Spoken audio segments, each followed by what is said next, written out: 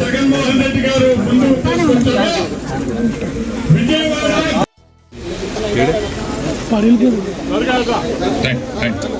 ఇంకెవరు ముందు No law and order issue is allowed in any condition.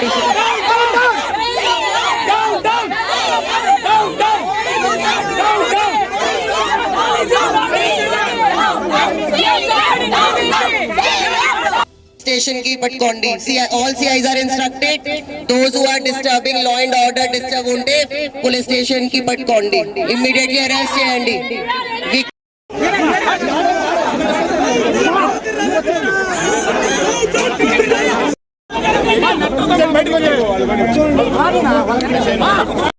Deformation చేసుకోవాలి. ఈ విధంగా చట్టం చేతిలో తీసుకోవాలి. ప్రొటెక్ట్ చేసుకుని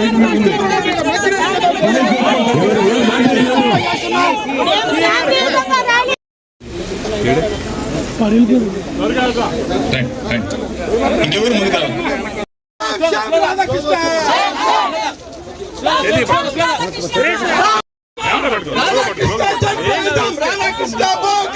పెట్టద్దా ప్రేమ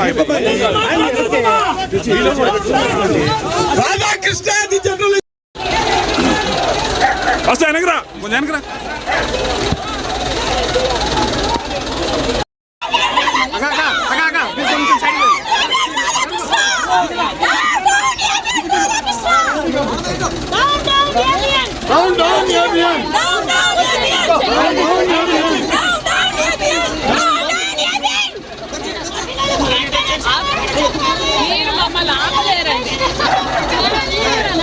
అలాగేదండి మీరు మమ్మల్ని ఆపారనుకోండి ముందుకెళ్ళడానికి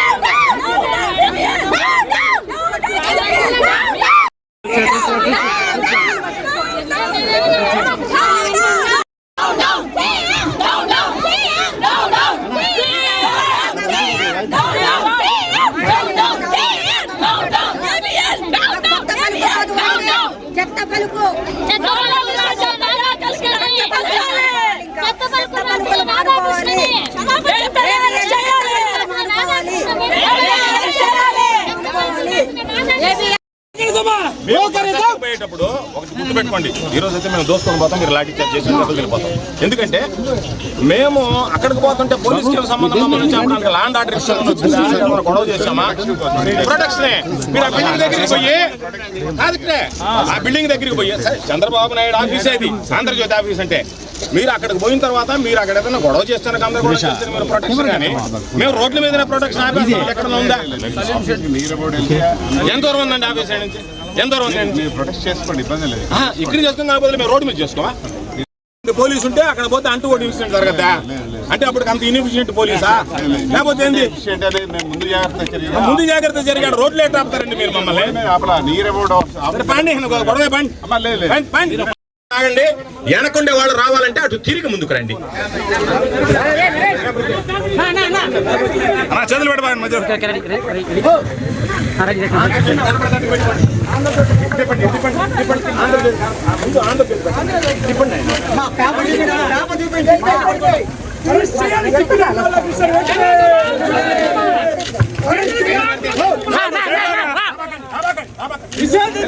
టాయిలెట్ పేపర్ ఆంధ్ర జ్యోతికి టాయిలెట్ పేపర్ ఆంధ్ర జ్యోతికి టాయిలెట్ పేపర్ ఆంధ్ర జ్యోతికి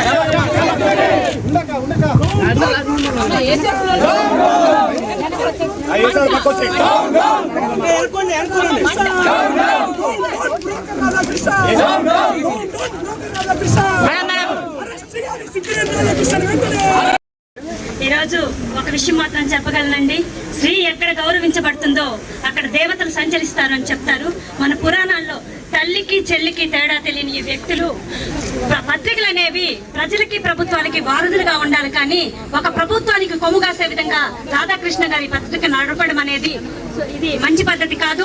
అతను వెంటనే ఈ వ్యాఖ్యానాలను ఉపసంహరించుకోవాలని చెప్పేసి, ఒకటి ఆలి ఒకటికి కన్న తల్లితో సమానం అని చెప్పేసి ఈ సందర్భంగా తెలియజేస్తూ, ఈ ఉద్యమాలు జగన్మోహన్ రెడ్డి గారి నాయకత్వంలో, మా జిల్లా అధ్యక్షుల నాయకత్వంలో, ఎంపీ గారు మన విజయన నాయకత్వంలో, మన జోనల్ వర్కింగ్ ప్రెసిడెంట్ కాకాని పూజిత గారు, ఇక్కడ ఉన్నటువంటి వివిధ హోదాల్లో ఉన్న వాళ్ళందరి నాయకత్వంలో మేమందరం ముందుకు నడుస్తామని తెలియజేసుకుంటూ సెలవు తీసుకుంటాం.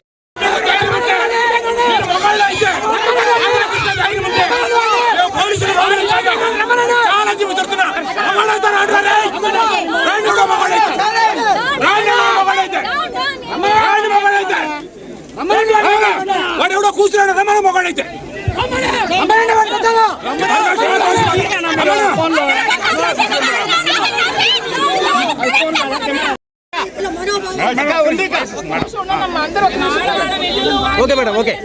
ఈరోజు జర్నలిజం అని చెప్పి జర్నలిజం ముసుగులో ఈరోజు జరిగినటువంటి విన్నటువంటి వ్యాఖ్యలు చాలా హీనీయమైనవి.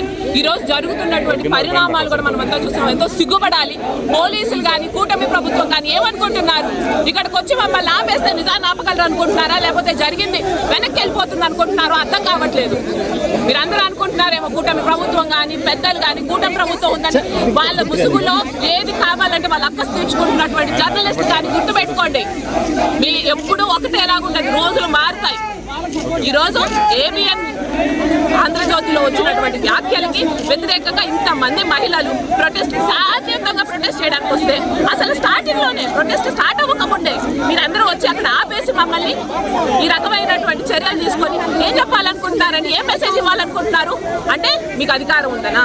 అంటే ఏబిఎన్ ఆంధ్రజ్యోతి రాసిన రాతల్ని కూటమి ప్రభుత్వం పోలీసులు సమర్థిస్తున్నట్ట కాదా ఇది? ఈరోజు కేవలం ఒక వైఎస్ఆర్సీపీ కుటుంబ సభ్యులనే కాదు, భార్యాభర్తల బంధాన్ని, అన్నా చెల్లెల అనుబంధాన్ని కూడా వెక్కిరించినటువంటి రాధాకృష్ణ గారికి వెంటనే శిక్ష పడాలని మేము డిమాండ్ చేస్తున్నాం. ఈ వీడియో కనుక మీకు నచ్చినట్లయితే లైక్ చేసి షేర్ చేయండి. మరిన్ని లేటెస్ట్ అప్డేట్స్ కోసం మా ఛానల్ ని సబ్స్క్రైబ్ చేయండి.